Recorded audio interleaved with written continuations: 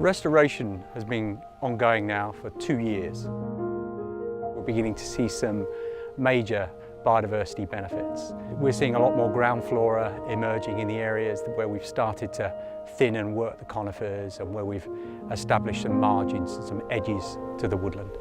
We're seeing a lot more invertebrate and insect activity, more butterflies, and as a consequence we're seeing a lot more bird life.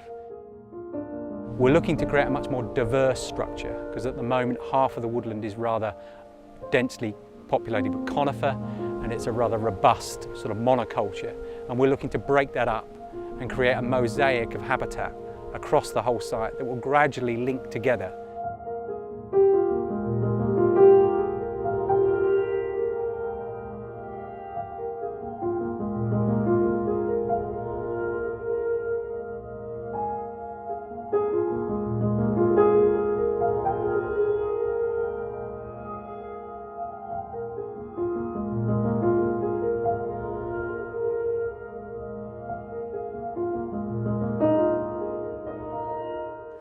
The oak tree behind me has stood in this location for 200 or more years. It features in a well-known landscape photograph taken in the 1920s, and it stands alone in this valley, and there are virtually no conifers in the valley.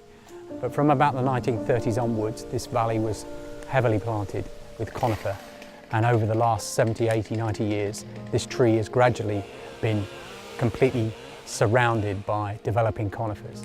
About 2 years ago, we started to remove some of those conifers slowly. So today, we've been taking down a very large western hemlock that's been growing next to this oak tree for about 60 years. So by shedding more light onto this tree and stimulating this young growth to occur, we're giving new life to this tree. So the old branches above that are now in decline and falling back will be replaced by this new growth that will hopefully go on for another 200 years.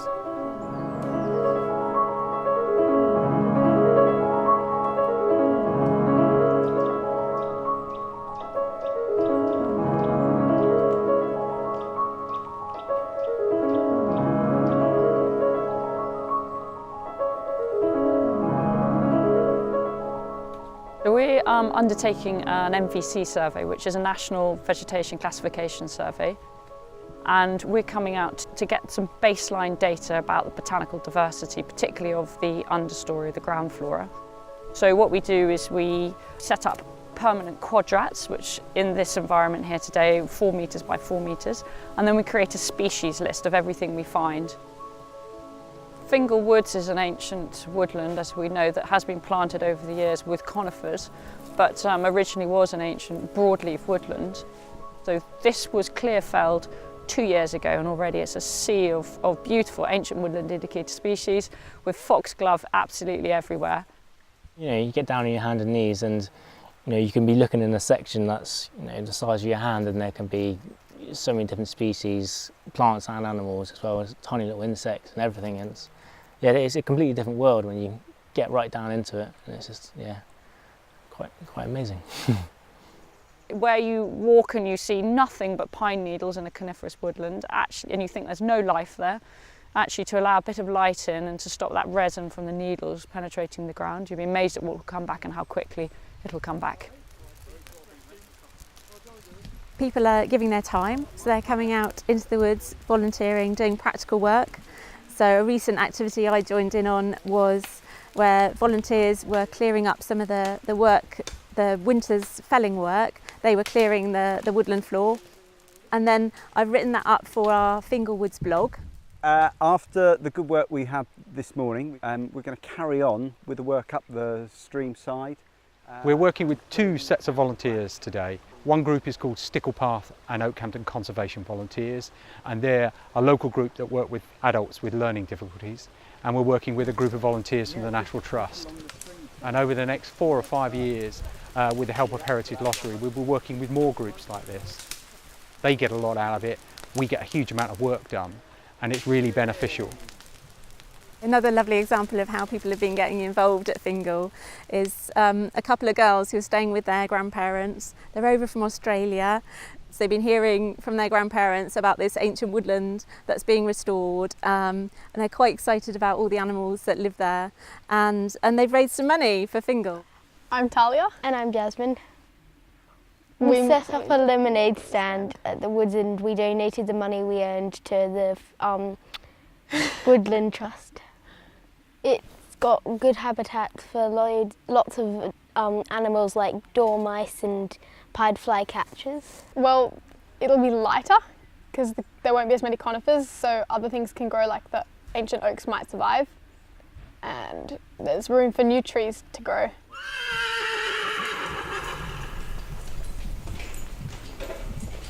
As we've worked the woodlands, it's become much more evident that there are many old historic features throughout the woods, whether they're hedge banks from former field systems, whether they're old wood banks that divided one wood from another, whether they're old trackways, and there's the Iron Age hill fort.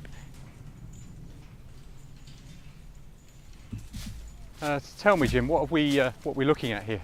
Well, this is really quite an impressive bit of Iron Age ditch and rampart.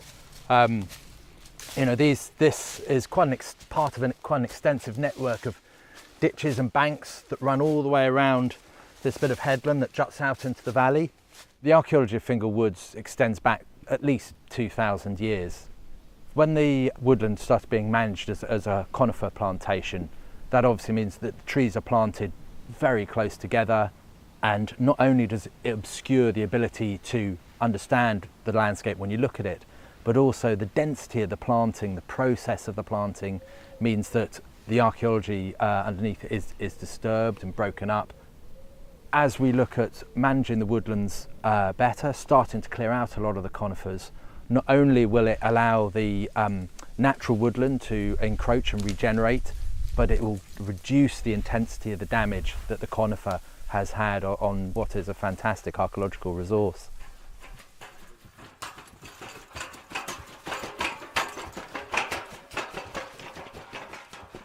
We're in the centre of the Iron Age hill fort here at Woodland, and Alex and Bino are rolling the bracken, and the reason we're doing this is to weaken the bracken and the growth underground so we can protect the archaeology.